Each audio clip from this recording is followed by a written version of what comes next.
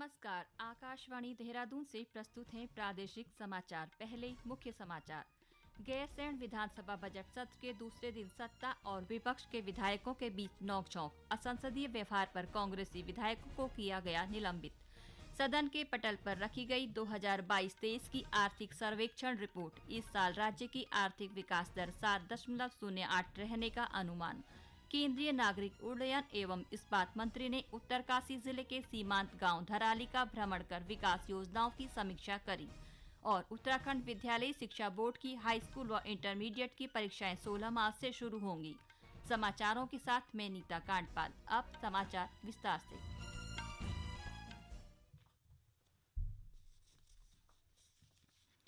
उत्तराखंड के भराड़ीसैंण में चल रहे विधानसभा सत्र के दूसरे दिन की शुरुआत आज सत्ता पक्ष और विपक्ष के बीच नोकझोंक के साथ हुई। विधायकों ने सिंचाई व पर्यटन विभाग से जुड़े कई प्रश्न किए, जिनके सिंचाई व पर्यटन मंत्री सतपाल महाराज ने उत्तर दिए। हालांकि कई विधायक मंत्री के उत्तर से संतुष्ट नहीं हुए। इस दौरान कुछ नाराज कांग्रेसी विधायक सदन के बीचों बीच विधानसभा अध्यक्ष के समक्ष चले गए। सत्ता व विपक्ष के विधायकों की नोकझोंक के बीच विधानसभा अध्यक्ष रितु खंडूरी भूषण ने विधायकों को उनको संबोधित होकर बात करने को कहा। प्रश्नकाल के दौरान लैंसडौन के विधायक दिलीप रावत लैंसडौन में पर्यटन विकास संबंधी योजनाओं पर पूछे सवाल के जवाब से संतुष्ट नहीं हुए। बाद में सदन के बाहर पत्रकारों से बातचीत में उन्होंने कहा, क्या एक्टिविटी होनी चाहिए? देखिए, सरकार का संकल्प है कि कुछ नए क्षेत्र जो है पर्यटन के लिए चुने जाएं, उनको आगे बढ़ाया जाए। तो इसी के निमित्त, क्योंकि लैंसडौन एक उभरता हुआ बहुत बड़ा एक पर्यटक क्षेत्र बन चुका है और बहुत सारे पर्यटक वहाँ आते हैं, तो मैंने कहा था कि इसके योजनाओं के लिए, इसको आगे बढ़ाने के लिए और पर्यटन को आकर्षित करने के लिए आप क्या योजना बना रहे हैं। तो निश्चित रूप से अधिकारियों ने मंत्री जी को सही तरीके से अवगत नहीं करा पाए, और लेकिन माननीय मंत्री जी ने आश्वासन दिया है कि बहुत गंभीरता के साथ वहाँ कार्य किया। लेकिन पहले भी आपने इसके अलावा आज विशेषाधिकार हनन के मामले को लेकर भी कांग्रेस सदस्यों ने सदन में हंगामा किया। इस पर विधायकों के असंसदीय व्यवहार से खपा अध्यक्ष रितु खंडूरी ने कांग्रेस सदस्यों को आज की बाकी कार्यवाही के लिए सदन से निलंबित कर दिया। अध्यक्ष के निर्देश पर मार्शल ने निलंबित विधायकों को सदन से बाहर निकाल दिया। उल्लेखनीय है कि विशेषाधिकार हनन से जुड़ा यह मामला जसपुर विधायक आदेश चौहान का है। सत्र की पिछली बैठक में विधायक ने ऊधम सिंह नगर पुलिस पर अपने विशेषाधिकार के उल्लंघन का आरोप लगाया था।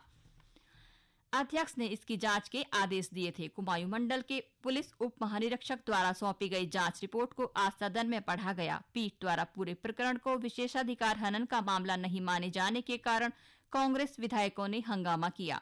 विधानसभा अध्यक्ष ने कहा कि यह मामला न्यायालय में चल रहा है। शेष कार्यवाही के बाद सदन कल तक के लिए स्थगित कर दिया गया। हमारे संवाददाता ने बताया कि बजट कल प्रस्तुत किया जाएगा।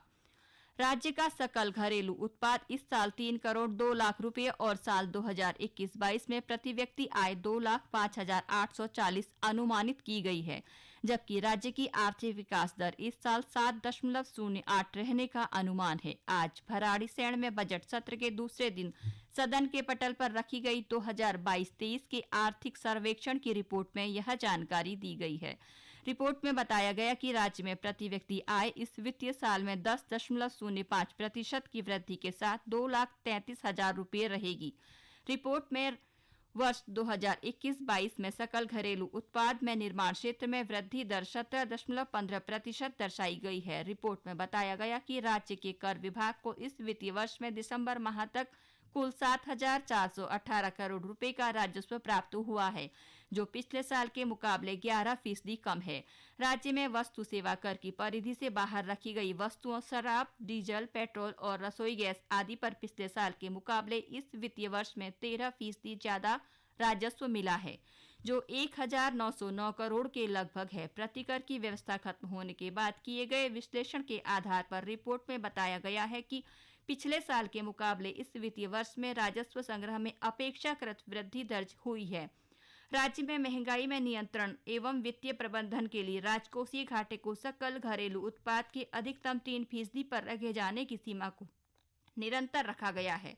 वस्तु सेवा कर अनुपालन के लिए ग्राहकों के लिए बिल लाओ इनाम पाओ योजना इस साल 31 मार्च तक लागू रहेगी।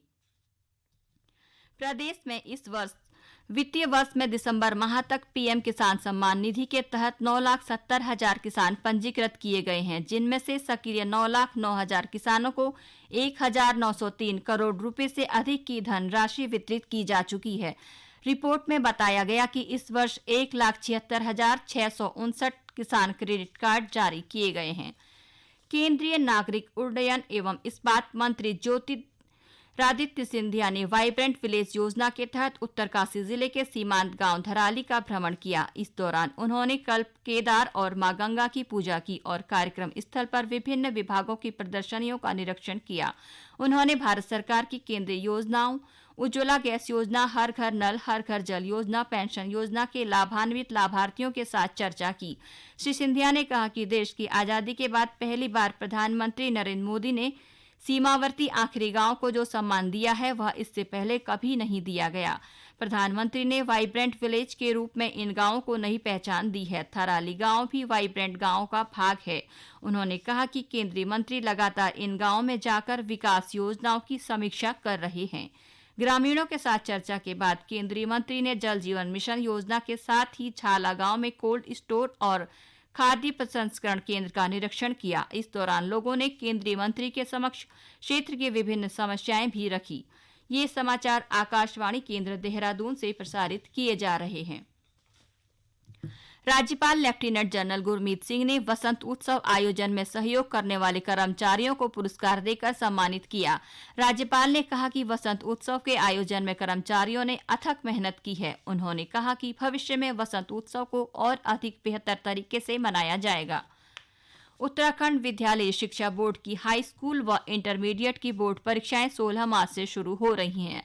प्रदेश के सभी जिलों में परीक्षा को लेकर तैयारियां लगभग पूरी हो चुकी हैं। चंपावत जिले में हाई स्कूल और इंटरमीडिएट की परीक्षा के लिए 39 परीक्षा केंद्र बनाए गए हैं। इन परीक्षा केंद्रों में 6,984 छात्र छात्राएं परीक्षा देंगे। संवेदनशील और अति संवेदनशील परीक्षा केंद्रों पर विशेष चौकसी अपनाई जाएगी। जिलाधिकारी ने शिक्षा विभाग को परीक्षा केंद्र पर पेयजल, विद्युत समेत अन्य व्यवस्था सुनिश्चित करने को कहा है। जिले के मुख्य शिक्षा अधिकारी आरसी पुरोहित ने बताया कि परीक्षा को लेकर जिलाधिकारी ने निर्देश जारी किए हैं। परीक्षाओं के दौरान सुरक्षा के पुख्ता इंतजाम रहेंगे। जिला चंपावत की जो केंद्रों की संख्या है परिषदीय परीक्षा में वो 39, जिसमें से 38 मिश्रित हैं और एक एकल है। इसमें जिलाधिकारी महोदय द्वारा के संज्ञान में लाते हुए बैठक भी हो चुकी है, जिसमें सुरक्षा को लेकर के एसपी साहब के भी उसमें सम्मिलित थे, एसडीएम थे। हमारे समस्त अधिकारी वर्ग और कस्टोडियन केंद्र व्यवस्थापक के रूप में तैयारी करीब पूरी हो चुकी है। हमारे पूर्व में जो अति संवेदनशील और संवेदनशील की कैटेगरी में थे, उन विद्यालयों की संख्या पूर्व से अति संवेदनशील की संख्या नहीं है।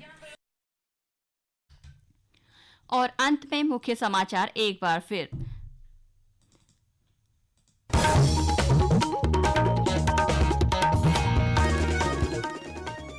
गैरसैंण विधानसभा बजट सत्र के दूसरे दिन सत्ता और विपक्ष के विधायकों के बीच नोकझोंक। असंसदीय व्यवहार पर कांग्रेसी विधायकों को किया गया निलंबित।